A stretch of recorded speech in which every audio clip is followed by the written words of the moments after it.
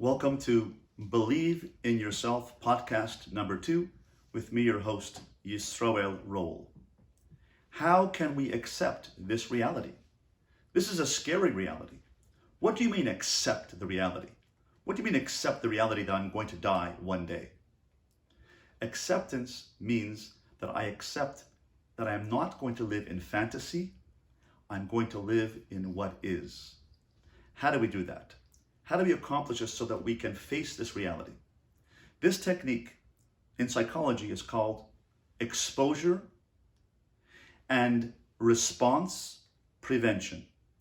We expose ourselves to the reality that this is here, that the pandemic is here, that we have to deal with it. And response prevention means I do not respond to it by reassuring myself, saying, it'll be okay, it'll be fine. It's counterintuitive to say, I'm not going to reassure myself. Because if you reassure yourself 1 second, the next second you'll say, yeah, but what happens if something happens? Or didn't I come in contact with somebody? Or maybe it's not going to be okay. Your mind plays tricks on you. We have to learn to outsmart our mind and to rewire our brain from anxiety. Now, this coronavirus anxiety syndrome is broader than just the coronavirus itself. It wakens within ourselves pre-existing anxiety, nervousness, stress, and worry of all things in our lives, like how am I going to pay my mortgage? What's going to happen with my children? Who are they going to marry? Or if you're single, am I going to get married? Who am I going to marry? What's going to happen with my life? What career am I going to have?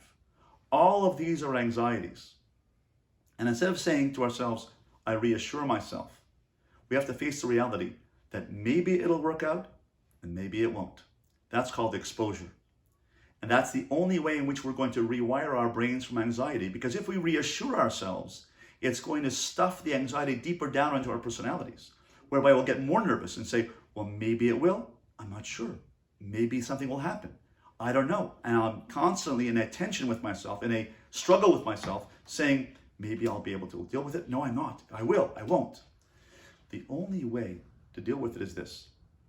I want you to write a script. Take out a pen, a piece of paper, and write up the following script.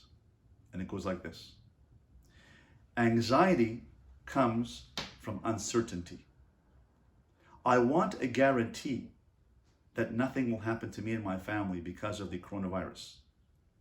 I want a guarantee that my children will be well. I want a guarantee that I'll be able to sustain my business. I want to guarantee and certainty that I'm going to be able to pay the mortgage. I want to guarantee that everything will work out. In actual fact, and write this down, there is no such thing as a guarantee in life. There are no certainties. In fact, I've been living with uncertainty all my life. Uncertainty about the future, uncertainty about my job, uncertainty about my mortgage, uncertainty about my marriage, my children, their future, whether they'll be on the derech or off the derech.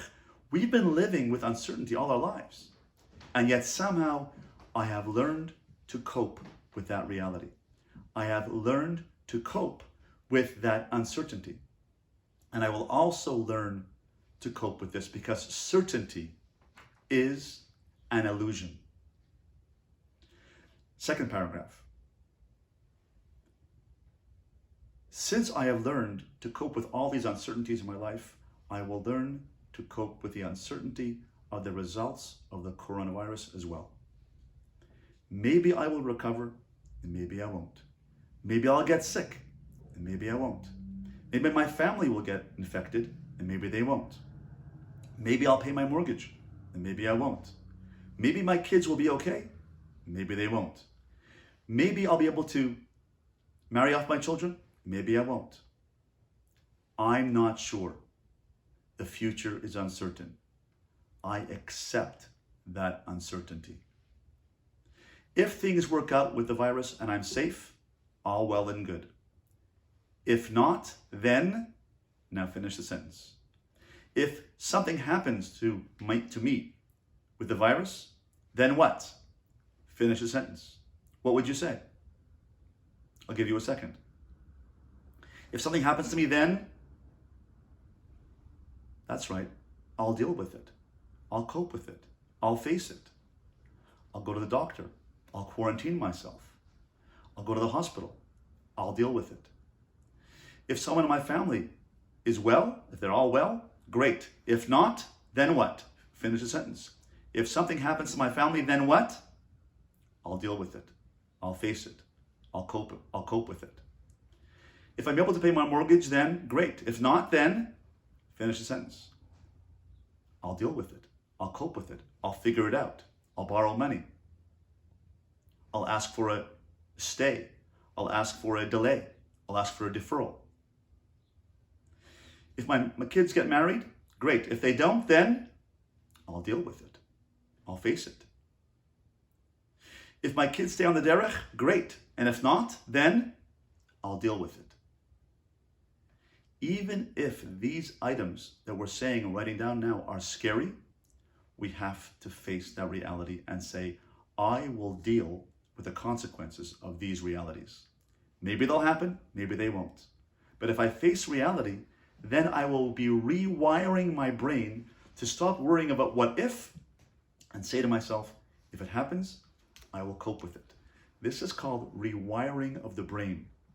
Even though our brains are wired right now to be anxious, if we keep on saying this script to ourselves, and I'm going to ask you to follow the research has shown that if one writes this script and reads this script 7 times a day, every 2 hours, it's very hard to do, but at 9 a.m., 11 a.m., 1 p.m., 3 p.m., 5 p.m., 7 p.m., 9 p.m., every 2 hours, for 2 weeks, you'll be able to rewire your brain and you'll be able to say to yourself, okay, it could happen.